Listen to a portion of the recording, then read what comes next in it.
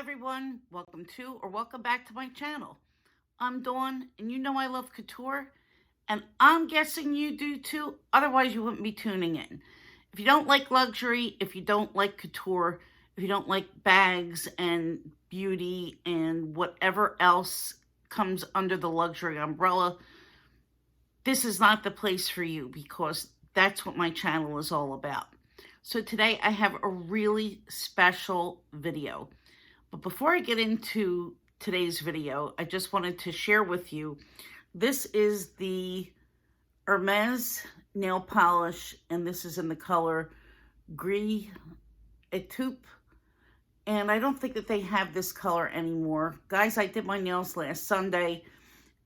It held up like kind of okay. Not the greatest, but I didn't use a top coat. So I just kind of wanted to share with you what this looks like in real life. So forgive my nails, but I just wanted to give an updated wear and tear on that in case anyone's wondering.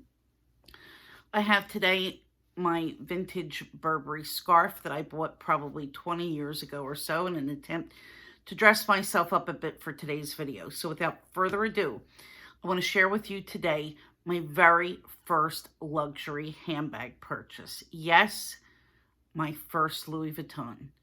Way back in the year 2002, January of 2002 to be exact.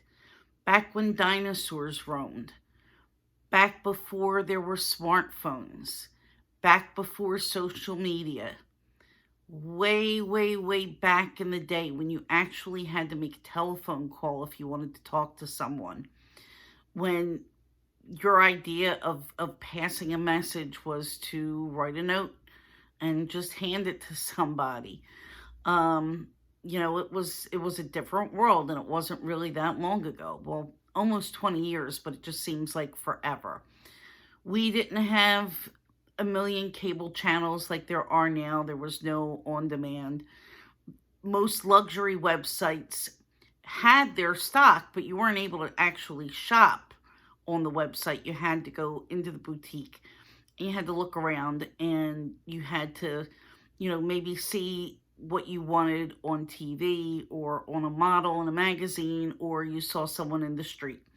There was nobody there online to actually present the item in a video, or, you know, you were lucky if you knew somebody who had the item that you wanted, where you could get some firsthand knowledge of what it was. So I could remember back from when I was a really young child. I was always into handbags. And when I was maybe 12 or 13 years old, I remember asking my parents for a sport sack bag. I wanted one so bad. Yes, the sport sack, which is still around today. When I was a young girl, these were like the hottest things in the world, and I wanted one badly. And I remember getting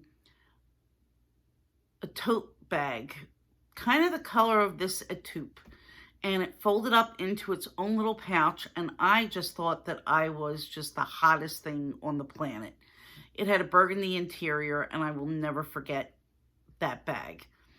My second bag that I will never forget is my first really good purse, really my first luxury purse, which was my Coach bag, and I think it's called the stewardess bag, or it might be just the classic shoulder bag. I'm not 100% sure. I still own that bag. It is not safe for eyes right now because it really needs to be refurbished. I've had it forever, and it really needs to be just completely given an overhaul, which I am planning to do in the new year. So anyway, I had seen women with Louis Vuitton bags. I really wasn't sure what exactly they were. I knew that they were bags with initials. And when I remember seeing them, I remember thinking, gee, this looks so elegant.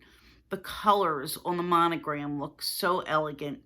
The patina on the leather just looks so elegant. And to me, it just screamed like, I'm luxurious, I'm somebody, and here's this bag that's just incredibly stunning. And I wanted one for the longest time, and I finally broke down, got in my car.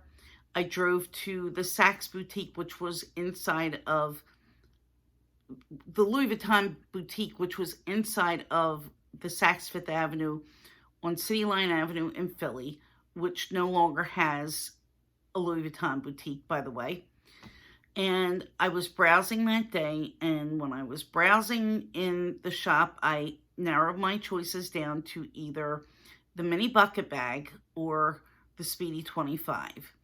And I remember the woman in the shop, you know, the essay at that time said that if she were me in my situation, she would choose the Speedy 25 because it was a very easy bag to carry. You can add a strap if you want, but you would be able to get a lot of use out of it because it held so much, and it was just a really popular, lightweight, all-around great bag. And I agree. I've never regretted my choice since, and I've always kind of wanted one of the mini bucket bags and never really got around to getting one. And maybe one day if I find a nice vintage one, I might add that to my collection. But without further ado, here is my Speedy 25. All original. Everything on this bag is 100% original, except for the zipper pull. The zipper pull was replaced in King of Prussia maybe 2 or 3 years ago. And yeah, so I want to give you a little bit of information. Let's take a look at the inside. Oh, I have some things that are in here, probably just some debris. Let's see. Oh, a St. Anthony medal. That's good to have. And I'm going to flip up the pocket and I'm going to show you the date code.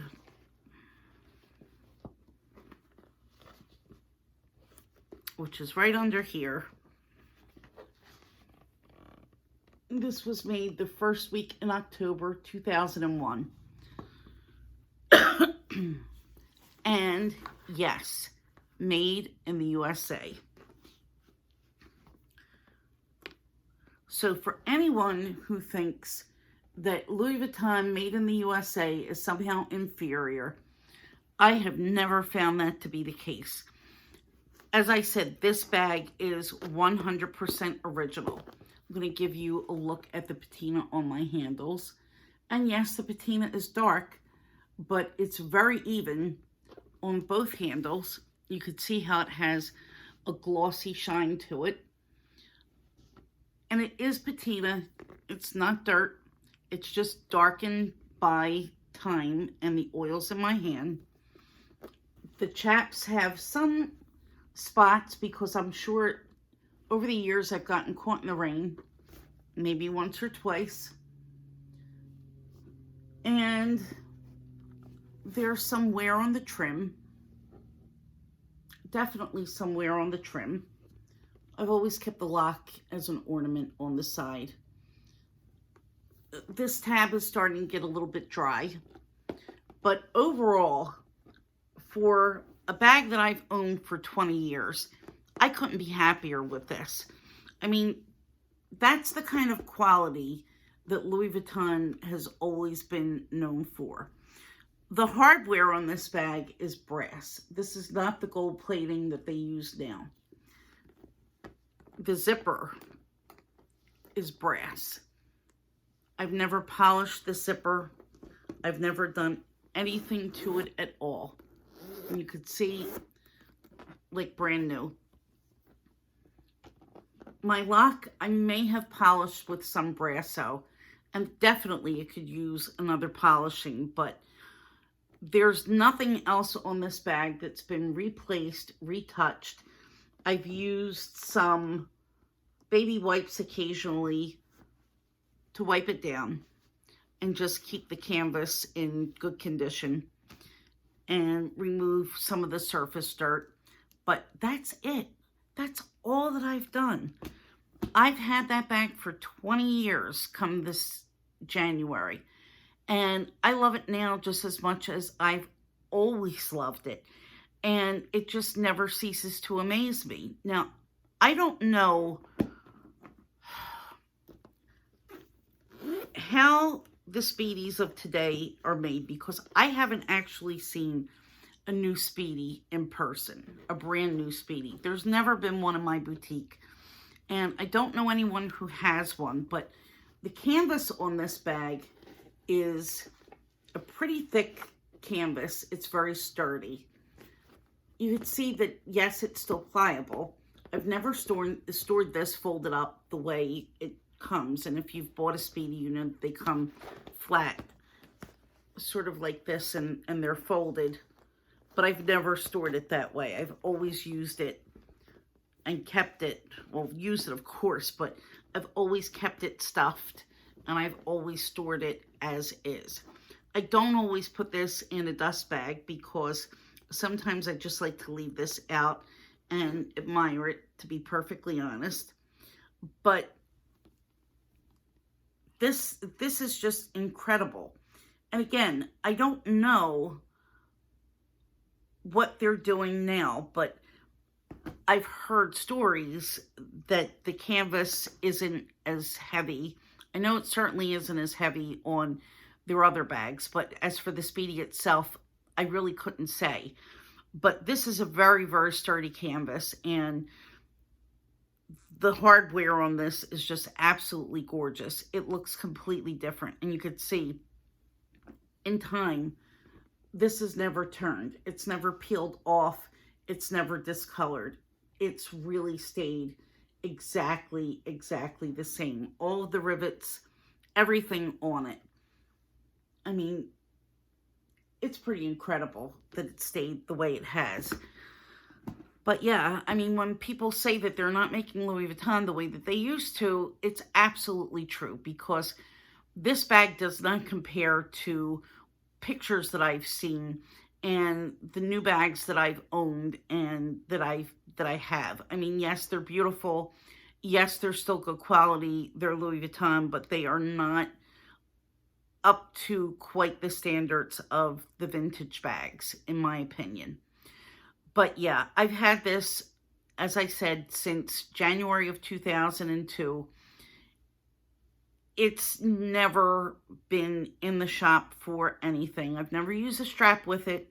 I knew that you can, but I was always afraid to put tension on the handles and have something happen to it where the chaps would come loose or the hardware would start to really come apart.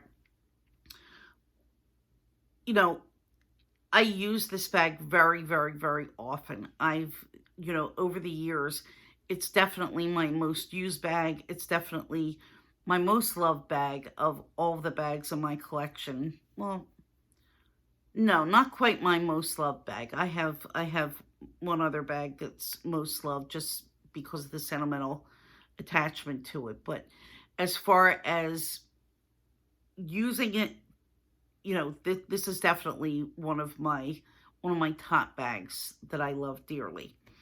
And I can't say that it's